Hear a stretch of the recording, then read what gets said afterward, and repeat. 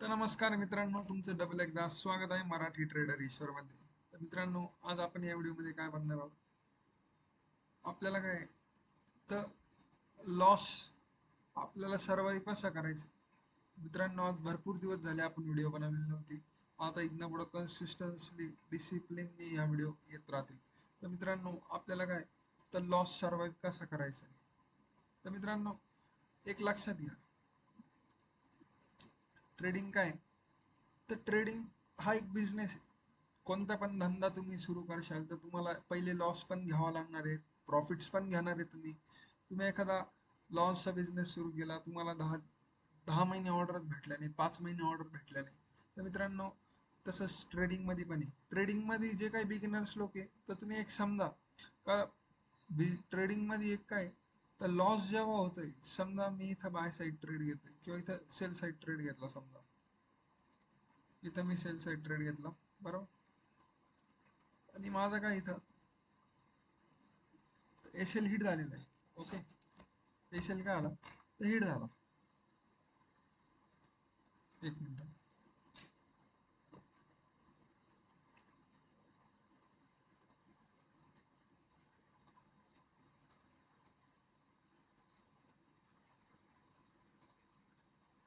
तर मित्रांनो, इथं काय माझा एस एल हिट झालेला आहे. तर मित्रांनो, आपल्याला काय समजायचंय की ट्रेडिंग मध्ये काय तर हा एक बिझनेस आहे. तर ट्रेडिंग मध्ये आपल्याला लॉसेस पण होणार आहे, प्रॉफिट पण होणार आहे. पण आपल्याला काय सर्वात कमी लॉसेस करायचे, सर्वात कमीत कमी लॉसेस करून जास्तीत जास्त प्रॉफिट करायचे. ओके, तर आपल्याला काय अशा प्रोसेसनी फॉलो करायचे.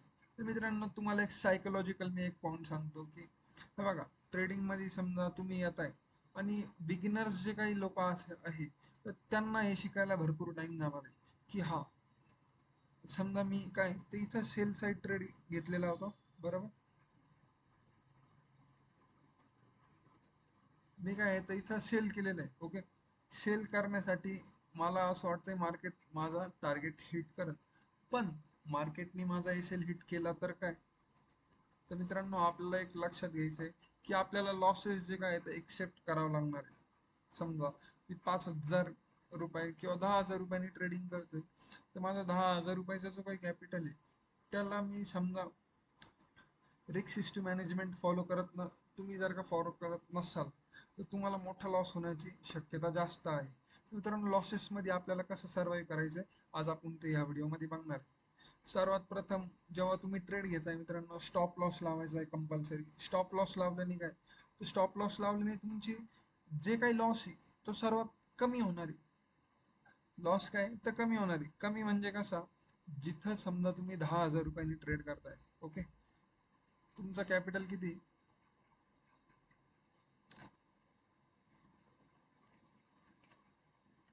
कॅपिटल आहे 10,000 रुपये. ओके, आपण सगळं मराठीतून व्यवस्थित शिकणार आहोत. ओके, कॅपिटल आपला आहे 10,000 रुपये. ओके, त्यानंतर तुम्ही ट्रेड घेताय, त्याच्यात तुम्हाला फक्त आणि फक्त 500 रुपये मॅक्स रिक्स करायची. किती, 500 रुपये तुम्हाला एस एल टार्गेट राहणार तुमचा 1,500 किंवा 2,000, असा तुमचा टार्गेट राहणार आहे किंवा एस एल राहणार आहे. तर मित्रांनो, तुम्ही एक लक्षात घ्या, जरी तुमचा 500चा एस एल हिट होतोय ना, तर तुम्हाला तो एक्सेप्ट करावा लागणार आहे. मला तो एक्सेप्ट करावा लागणार आहे. हा माझा एस एल हिट झालेला आहे, इथं इथं मी चुकलो, इथं इथं मी एंट्री नव्हती घ्यायची, हा माझा सेटअप नव्हता. मी डायरेक्ट ब्रेकआउटला बाय नव्हतं करायचं किंवा डायरेक्ट ब्रेकआउटला मला सेल नव्हतं करायचं. त्याकरता मी असं असं चुकलंय, नेक्स्ट टाइम माझ्याकडून ही चुकी होणार नाही. याला मी काय तर डिसिप्लिननी सिरियसपणे फॉलो करत, बरोबर. तर मित्रांनो, जेव्हा एस एल हिट होतो, त्याच्यानंतरचा ट्रेड सर्वात महत्वाचा आहे. म्हणजेच काय तर मित्रांनो, इकडे बघा, समजा माझा इथं एस एल हिट झालेला आहे, तर आपल्याला पॅनिक नाही व्हायचंय, रिव्हेंज ट्रेडिंग घ्यायची नाही. मग पॅनिक, मी तर पॅनिक होणारच नाही. तुम्हाला पण पॅनिक व्हायचं नाही, रिव्हेंज ट्रेड घ्यायचे नाहीये. की हा मार्केटला मी दाखवतो, मार्केटला तुम्ही कधीच काही दाखवू शकत नाही. कारण की मार्केट सर्वांचा बॉस आहे. त्यामुळे मार्केट सर्वात महत्वाचं आहे. मार्केटलाच कायम रिस्पेक्ट करा. जे डोक्यात आहे ते चांगल्यापणे वापरा. आणि जे मार्केटला अपेक्षित आहे ते ट्रेड करा. मार्केटचं म्हणणं आहे की हा मी डाऊन ट्रेंडला आहे, पण तुमचं म्हणणं आहे की तुम्ही अप ट्रेंडला ट्रेड घेशाल, तसं चालणार नाही. बरोबर आहे की नाही? त्यामुळे जेव्हा तुमचा लॉस हिट होईल तेव्हा तुम्हाला काय करायचंय, तर एक्सेप्ट करायचंय. हा, मी हा माझा लॉस एक्सेप्ट करतो की माझी अशी अशी एंट्री चुकली, किंवा माझा माझा असा असा सेटअप होता पण यावेळेस नाही चालला. 100% ॲक्युरेसी कोणाचीच राहणार नाही ट्रेडिंगमध्ये. तर नाही तर प्रत्येक जण अंबानी झाला असता. बरोबर की नाही? त्यामुळे हे बघा मित्रांनो, लॉसेस हिट झाल्यावर ओके, मी माझा लॉस एक्सेप्ट करतो असं स्वतःला सांगायचं. मी माझा लॉस एक्सेप्ट करतो, मी पुढच्या वेळेस आणखीन तयारीने येईल आणि पुढचा जो काही ट्रेड घेईल किंवा इथनं पुढं मी अजून तयारी करेल, अशी चुकी होऊन देणार नाही. जेव्हा सेटअप भेटेल तेव्हा एंट्री घेऊन टाकल, आणि एस एल जरी हिट झाला तरी मी एक्सेप्ट करेल, पण मी रिवेंज ट्रेड घेणार नाही. एस एल हिट झाल्यानंतर तुम्हाला रिवेंज ट्रेड घेशाल तर तुमचा हा 10,000चा कॅपिटल आहे मित्रांनो, मार्केटचा नाश्ता सुद्धा नाही. मार्केट करोडोंमध्ये नाश्ता करतो. तर जर तुम्ही विचार करत असाल तुम्ही 10,000 रुपये घेऊन येशाल आणि मग मार्केटची ही जी कॅन्डल आहे, ही कॅन्डल वर नेशाल, मग क्लोज करशाल, नाही नाही, चालणार नाही. तसं ह्या 10,000 रुपयांनी मार्केटचं आहे ना, म्हणजे असा एक एक मूव सुद्धा कॅप्चर होत नाही. लाखो करोडोंमध्ये लॉटमध्ये लोक ट्रेड करत असतात. लाखो करोड करोडों मिलियन्स मध्ये युएसए मार्केट आहे मित्रांनो. हे ऑल ओव्हर इंडिया मार्केट आहे, ऑल ओव्हर वर्ल्ड मार्केट आहे. हे काय आपलं इंडियन मार्केट नाही की हा बँक निफ्टी निफ्टी आपण 2-3 करोड टाकू मग कॅन्डल आलो, नाही.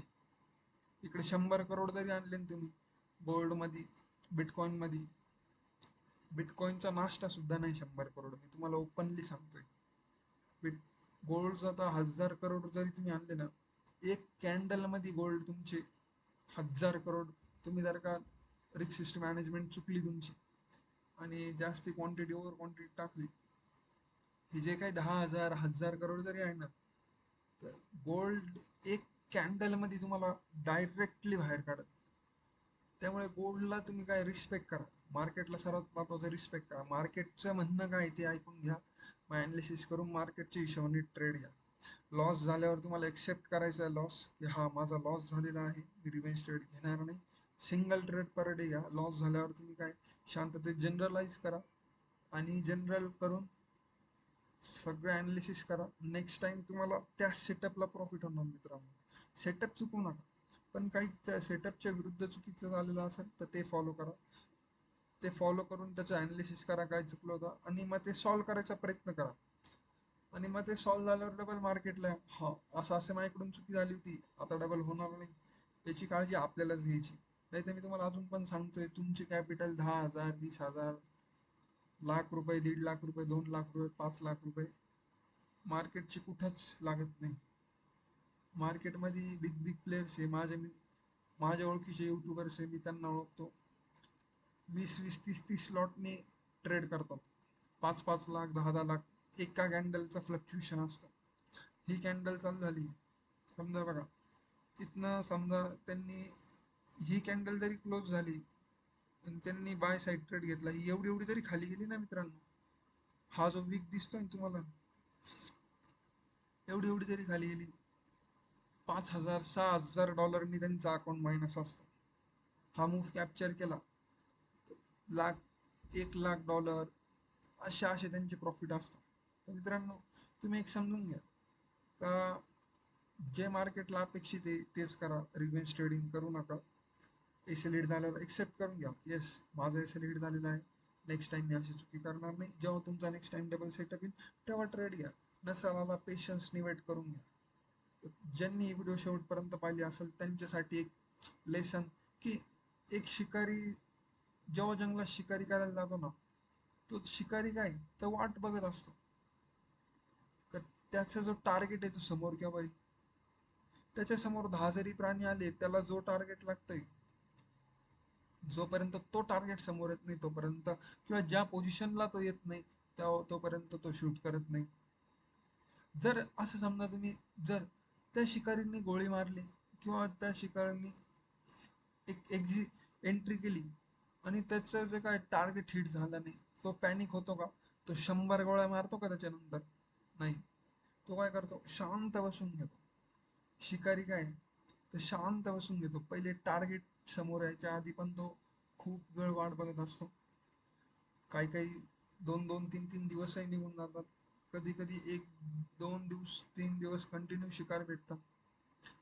ज्या दिवशी टार्गेट हिट होत नाही तेव्हा त्यानंतर पण शांत असते, स्थिर असतात. त्याच्यानंतर असं काही नाही की मशीन गन घेतली फायरिंग चालू झाली. मशीन गनला कधी हातच लावायचं नाही, फायरिंग चालूच करायची नाही. प्रॉपर आपल्याला काय आहे, तसंच ट्रेडिंगमध्ये जेव्हा सेटअप येईल तेव्हा एंट्री घ्या. टार्गेट हिट झाला, एकदम रिलॅक्स राहा. पॅनिक व्हायचं नाही, खुश व्हायचं नाही जास्त. रिलॅक्स.